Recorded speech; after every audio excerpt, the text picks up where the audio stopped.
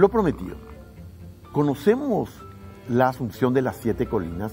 Se presentó un libro recientemente a través del Lector y el diario ABC del colega Pedro Gómez Higueira, Asunción Escondida, las Siete Colinas, que les recomiendo especialmente para conocer esos aspectos que no están tratados habitualmente en libros sobre Asunción. Y está con nosotros Pedrito Gómez. ¿Cómo te va, Pedro? Gracias por habernos acompañado el día de hoy. Buen día, Carlos. Gracias a vos. Un gusto estar contigo de este lado de las cámaras, ¿verdad? Siempre te veo del otro lado. Gracias, muy amable. Contanos, siempre hablamos de las Siete Colinas de Asunción. ¿Son 7 efectivamente? ¿Y cuáles son entonces, Pedro? Las colinas de la época fundacional que la mayoría de los autores mencionan son las 7 colinas. O sea, siempre se dijo que Asunción era como Roma porque se fundó sobre 7 colinas.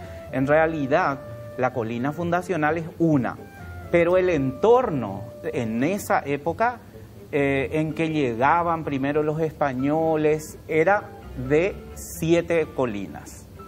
¿Y cuál fue la colina? Te pregunto, yo leí el libro para la gente que todavía no leyó. ¿Cuál es la colina fundacional, allí donde se fundó Asunción? La Loma Cabará. Es la Loma Cabará que está, un sector quedó actualmente en la Plaza Comuneros. Allí estuvo hasta los años 70 el Estadio Comuneros y antes estuvo la antigua Iglesia de la Encarnación que se incendió en 1889 antes de trasladarse al punto actual donde está. Ahí nació Asunción. ¿Qué pasó allí entonces? Allí nació, dice Sánchez Quel que un poco más hacia el río estaba el punto exacto de la Casa Fuerte, que fue arrastrado por la erosión. Asunción desde sus orígenes sufría los avatares de los raudales, inmensos raudales durante las lluvias y socavaban el terreno, la tosca. Entonces todos los caminos eran las huellas que dejaban el raudal, las erosiones que quedaban. Entonces por allí se movían los caballos, las carretas, la gente. Las calles eran enormes zanjones. Entonces eso hizo que fuera desapareciendo esa parte fundacional de la ciudad. Interesante, quiere decir que más o menos para que la gente se ubique muy cerca de donde está hoy el Congreso, donde estuvo en su momento el mítico Estadio Comuneros, allí estuvo la Loma Cabará y allí se fundó Asunción. Exacto, es allí mismo. Eso que queda de eso que es lo que queda de la Loma Cabará actualmente. Y si vos te vas bajando la calle 15 de agosto, mirás a la izquierda, detrás de la Biblioteca del Congreso, vas a ver un barranco desnudo de tosca. Y hay como unos restos de muro allí. Eso correspondería a los cimientos de la antigua Iglesia de la Encarnación y encima estaba, otra vez se construyó el Estadio Comuneros, entonces se mantuvo eso como un vestigio ahí de la loma. Apasionante. Pasemos, estoy saltando para que ustedes vayan teniendo una introducción al libro porque Pedro habla de cada loma. Me impresionó mucho Mangrullo. ¿Qué fue esa loma y por qué Mangrullo? El Mangrullo realmente a mí también me llamó mucho la atención y le llama mucho la atención de la gente porque era un cementerio. Entonces, como en nuestro país está tan arraigado el culto a la muerte, entonces a los muertos, y eso de los camposantos, los cementerios que merecen mucho respeto, respeto y miedo, porque a la noche nadie se acerca por allí, por la creencia de fantasmas. Entonces ese sitio sigue siendo como muy un sitio mitológico, tiene leyendas. ¿El actual Parque Caballero? No, Parque Carlos Antonio López. El actual Parque Carlos Antonio López. El Parque Carlos Antonio López. Y me pasó algo, Carlos, que una vez que publiqué el libro, terminé de escribir ese capítulo ya cuando estaba en imprenta, encuentro un poema de Dora Gómez Bueno de Acuña, donde habla, en ese poema, habla del Parque Carlos Antonio López porque ella vivía en las inmediaciones, ella vivía en la Loma Clavel. Entonces la Loma Clavel está cerca, todas esas lomas están muy cerca. Porque acordate que el entorno fundacional de Asunción era muy pequeño. Y ella habla describe que en el viejo cementerio del Mangrullo, dice ella, hoy parque, Carlos Antonio López, se levantan como 2 antenas verdes, 3 cipreses que habían sido testigos de los sollozos de la gente en otra época y actualmente, dice, es testigo de los arrullos de las parejas en el parque. Muy lindo, muy lindo. Lastimosamente lo encontré su libro después de haber concluido. Decime, cuando hablamos de Mangrullo, este fue un cementerio después de la guerra contra la Triple Alianza y a comienzos del siglo XX se cierra y se convierte en parque. Durante la guerra de la Triple Alianza, durante la ocupación brasileña, ellos crean el cementerio para enterrar aquí a sus muertos provisoriamente y llevarlos luego al Brasil. Entonces, es así que después, como hay epidemias, se van enterrando también paraguayos allí. Y se consolidó como un cementerio hasta que decide clausurarlo. Se lo clausura en la época del intendente Bruno Bullari. Y empieza, el proceso fue muy largo, porque el primer cierre se dispuso en 1917, principios del siglo XX. Recién para el año 33 más o menos se inaugura el parque. Pasó bastante tiempo. Pasó bastante tiempo y existen testimonios de la gente, del entorno que tuvo que trasladar a sus muertos al cementerio del sur. Entonces... Y ahí surge una historia que quiero que compartas. ¿Qué es la Magdalena? Bueno, la Magdalena es... ella es un fantasma. Sí, en esa zona del cementerio de Mangrullo. En la zona del Mangrullo habría surgido la leyenda sobre ella, las historias que cuentan con ella, y comenzó con unos músicos que cantaban la canción de la Magdalena, por eso a la fantasma se la llama la Magdalena. Entonces, aparece una mujer, a unos músicos que estaban por la zona. Esto es rescatado en el libro de Juan Max Boetner y me lo contó también uno de los entrevistados, Álvarez, ¿verdad? Que es... Mario Rubén Álvarez. Mario Rubén Álvarez, que es historiador musical, bueno. Entonces, se le aparece la mujer a los serenateros, a los músicos, y les dice que los quiere llevar a su casa para que canten una serenata. No recuerdo bien si es a una bebita o a alguien que tenían que ir a cantar. Y van, los músicos les siguen, y hasta que en un momento dado llegamos, ahí la mujer les dice que llegaron al cementerio del Mangrullo. Sí. Y esa mujer es la que siempre aparece como fantasma en las historias que van contando los vecinos y la gente. Hay una historia que reproduzco, que María Julia Canela, una vecina del barrio, me dice que su abuelita siempre le contaba esa historia de la mujer fantasma.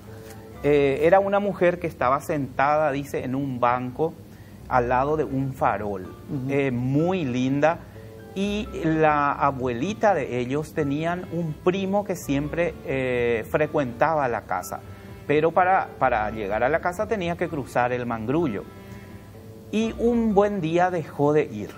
Entonces él sabía de la existencia de una mujer hermosa en el parque que siempre estaba sentada allí, y bueno, nadie hablaba de fantasmas, y cuenta después que se pegó el susto de su vida porque se le acercó a la mujer, y cuando se dio vuelta a mirarle a él le saludó, le iba a abordar, era una calavera. Tremendo, tremendo.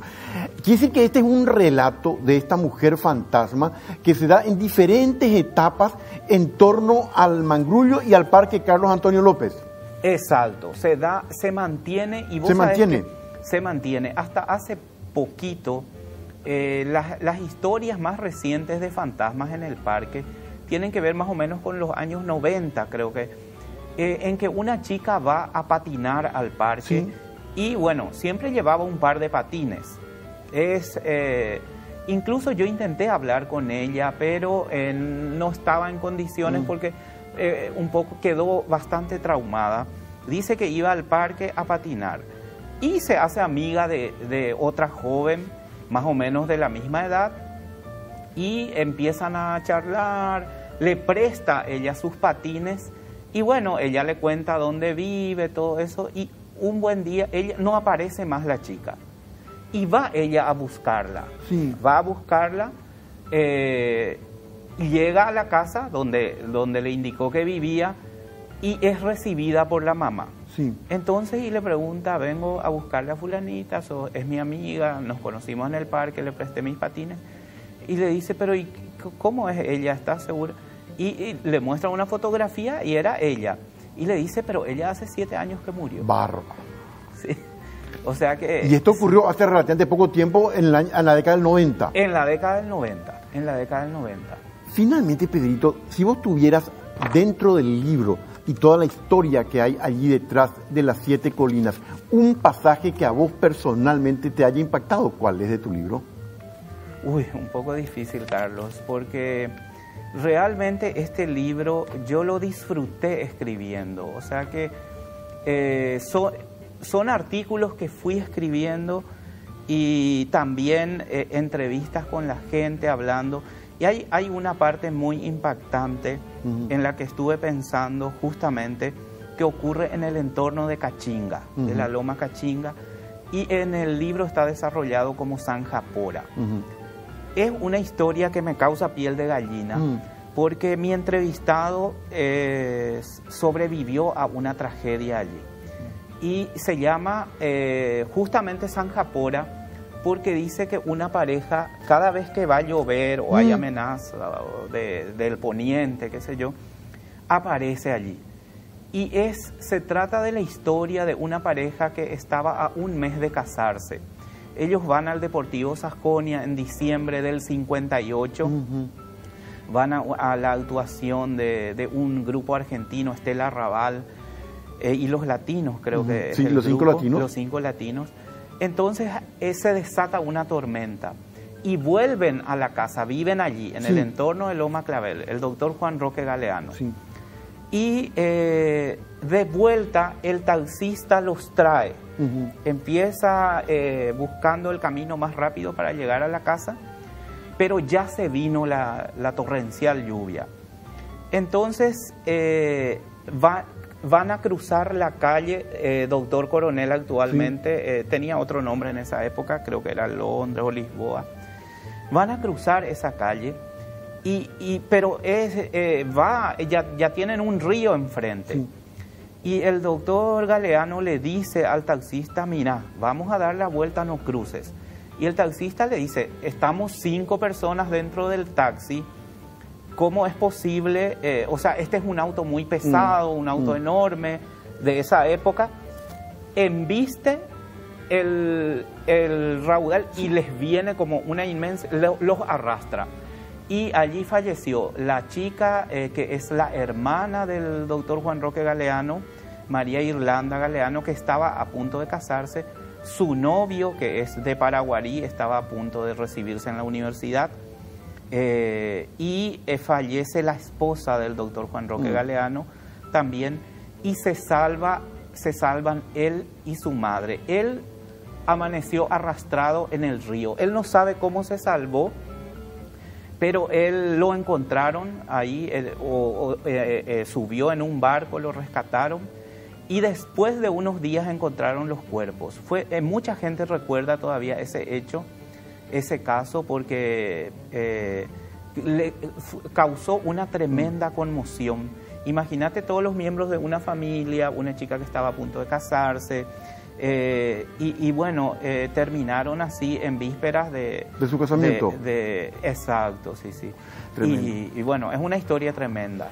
Y lo que quería resaltar es la fortaleza que tiene el doctor Juan Roque Galeano de haber superado esa situación, de haber salido. Es como el ave fénix que resurge de las cenizas, porque te imaginas el golpe tremendo y terrible para esa familia. Incluso esa familia sobrevivió, dice, gracias a la música, porque el papá del doctor Juan Roque Galeano era músico. Entonces se refugió en la música y así es que compuso esas músicas de Guaná Santaní y muchas otras canciones. Pedrito, muchísimas gracias, un placer inmenso. Recomiendo el libro Asunción Escondida, Las Siete Colinas. Este libro se sigue vendiendo ahora en librerías. ¿En el lector está? Sigue en circulación en el lector, también lo tenemos aquí en el diario ABC, entonces la gente puede... Gracias por acompañarnos. Gracias a vos, Carlos. Pedro Gómez Silgueira, La Asunción Escondida, esas historias que no están en los libros, volvemos enseguida.